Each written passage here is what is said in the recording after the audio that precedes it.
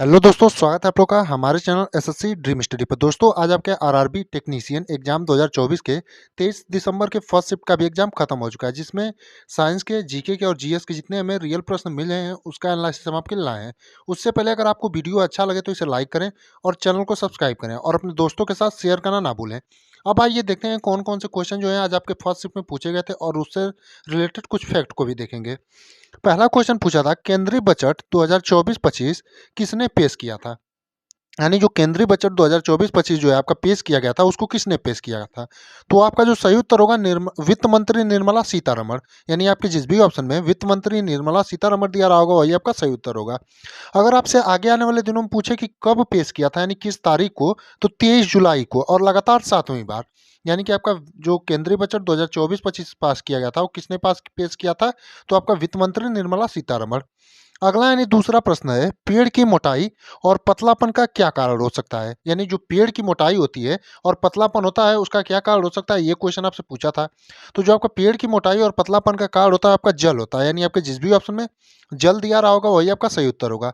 अगले प्रश्न को पढ़ने से पहले आपसे हम कहना चाहेंगे, अगर आप तक ने आपने वीडियो को लाइक नहीं किया तो लाइक कर लें, और जो भी क्वेश्चन आपको लगे कि क्वेश्चन का लैंग्वेज थोड़ा मोड़ा इधर है तो आप लोग कमेंट में जरूर बताइए, क्योंकि आप लोग जैसे बताते हैं उसी हिसाब से हम लिखते हैं। तो थोड़ा मोड़ा अगर क्वेश्चन का लैंग्वेज इधर उधर हो या कोई ऑप्शन या कोई भी क्वेश्चन गलत हो तो आप लोग बेझिझक कमेंट में बताएं, और जो भी क्वेश्चन बचे होंगे उससे भी आप लोग कमेंट में जरूर बताइएगा। अगला यानी तीसरा प्रश्न है, निम्नलिखित में से सबसे अधिक क्रियाशील धातु है। यानी आपको 4 ऑप्शन दिए गए थे, उसमें से पूछा था आपका सबसे अधिक क्रियाशील धातु कौन सी है? तो आपका जो सही उत्तर था वो पोटेशियम था। यानी आपके जिस भी ऑप्शन में पोटेशियम दिया रहा था वही आपका सही उत्तर था। यानी पोटेशियम सबसे अधिक क्रियाशील धातु है। अगला यानी कि चौथा क्वेश्चन है, मानव पाचन तंत्र में पेप्सिन और ट्रिप्सिन एंजाइम क्रमशः किस अंग द्वारा स्रावित होते हैं? यानी जो मानव पाचन तंत्र होता है उसमें पेप्सिन और ट्रिप्सिन जो एंजाइम होती हैं क्रमशः किस अंग द्वारा आपका स्रावित होते हैं? तो इसका जो सही उत्तर होगा आपका अमाशय यानी पेट और अग्नाशय। यानी अमाशय और अग्नाशय दिया रहा होगा या फिर पेट और अग्नाशय दिया रहा होगा। तो आपके जिस भी ऑप्शन में अमाशय और अग्नाशय या पेट या अग्नाशय दिया रहा होगा वही आपका सही उत्तर होगा। अगला है, कौन सा ऊतक पौधों को कठोर और सख्त बनाता है? यानी कौन सा ऊतक है जो पौधों को कठोर बनाता है और क्या बनाता है आपका सख्त बनाता है? तो आपका स्केलेरेन काइमा जो होता है ये पौधों को कठोर और सख्त बनाता है। यानी आपका जो सही उत्तर होगा स्केलेरेन काइमा होगा। यानी आपके जिस भी ऑप्शन में स्केलेरेन काइमा दिया रहा होगा वही आपका सही उत्तर होगा। अगला यानी कि 6वें नंबर का प्रश्न है, जुलाई 2024 में किसे यूनेस्को की विश्व धरोहर सूची में शामिल किया गया था? यानी आपका जुलाई 2024 में जो है किसे जो है यूनेस्को के विश्व धरोहर सूची में शामिल किया गया था? तो आपका असम के चराई देव मैदान जो है, यानी असम का जो चराई देव मैदान है उसे जो है विश्व की धरोहर सूची में 2024 जुलाई को शामिल किया गया था। यानी आपके जिस भी ऑप्शन में असम के चराई देव मैदान दिया रहा होगा वही आपका सही उत्तर होगा। अगला यानी 7वां प्रश्न है, एम एस स्वामीनाथन पुरस्कार 2024 किसे दिया गया? यानी जो आपका एम एस स्वामीनाथन पुरस्कार 2024 वो किसे दिया गया था? तो आपका जो सही उत्तर होगा 2 जनवरी 2024 में इन्हें दिया गया था। अगर आपसे आने वाले दिनों में कभी तारीख पूछ दे तो आपका 2 जनवरी होगा, और डेट तो दिया है 2 जनवरी 2024। और दिया किसे गया था? चौधरी चरण सिंह, कृषि विश्वविद्यालय हरियाणा के जो है कुलपति हैं। तो आपका किसे दिया गया था? चौधरी चरण सिंह को। यानी आपका जो सही उत्तर होगा चौधरी चरण सिंह होगा। अगला क्वेश्चन की बात करें तो दिया है कि bread mood is scientifically called. यानी ब्रेड मूड जो है उस किसे कहा जाता है, वैज्ञानिक नाम किसका है? यानी ब्रेड मूड जो है वो किसका वैज्ञानिक नाम है?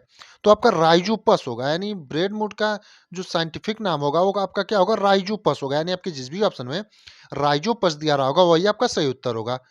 अगला यानी 9वें नंबर का प्रश्न है, गुरुत्व के खिंचाव के कारण ऊपर और नीचे की तरफ तनों और जड़ों की क्रमशः वृद्धि होती है तो डैश आपका कहलाती है? यानी जो गुरुत्व होता है उसके खिंचाव के कारण ऊपर और नीचे की तरफ जो तनों और जड़ों की क्रमशः वृद्धि होती है वो आपका क्या कहलाती है? तो आपका जो सही उत्तर होगा गुरुत्वानुवर्तन होगा। यानी आपके जिस भी ऑप्शन में गुरुत्वानुवर्तन दिया रहा होगा वही आपका सही उत्तर होगा। यानी गुरुत्वानुवर्तन कहलाता है।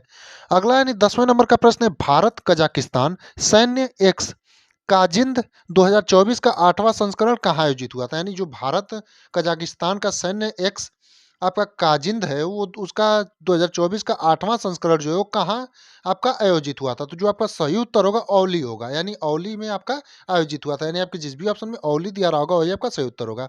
अगर बात करें औली की, तो औली आपका पड़ता कहाँ पर है? तो औली जो है आपका कहाँ पर पड़ता है? तो उत्तराखंड में पड़ता है, यानी अगर आगे आने वाले दिनों में आपसे पूछे कि औली आपका कहाँ पर पड़ता है? तो उत्तराखंड में पड़ता है। अब बात करते हैं अपने अगले यानी 11वें प्रश्न की। तो अगला यानी 11वां प्रश्न है कि ओलंपिक पदक जीतने वाले सबसे कम उम्र के भारतीय कौन है? यानी ओलंपिक पदक जो जीतने वाले हैं, उसमें सबसे कम उम्र के भारतीय कौन है? ये क्वेश्चन आपसे पूछा था। तो ओलंपिक पदक जीतने वाले सबसे कम उम्र के जो भारतीय आपके हैं, अमन शेरावत हैं। यानी आपका जो सही उत्तर होगा, अमन शेरावत होगा और इन्होंने जो है ब्रॉन्ज मेडल जीता था। यानी अगर आपसे पूछे अमन शेरावत ने कौन-सा मेडल जीता था? तो ब्रॉन्ज मेडल। और अमन शेरावत जो है आपके ओलंपिक पदक जीतने वाले सबसे कम उम्र के भारतीय हैं। तो बाकी 11 प्रश्न ही हमें मिल पाए थे जिनका हमने आपको रिव्यू करा दिया है।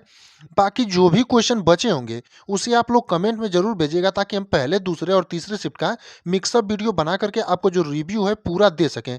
ताकि जिनका आगे आने वाले दिनों में पेपर है उनके लिए क्वेश्चन बहुत ही ज़्यादा उपयोगी साबित होते हैं।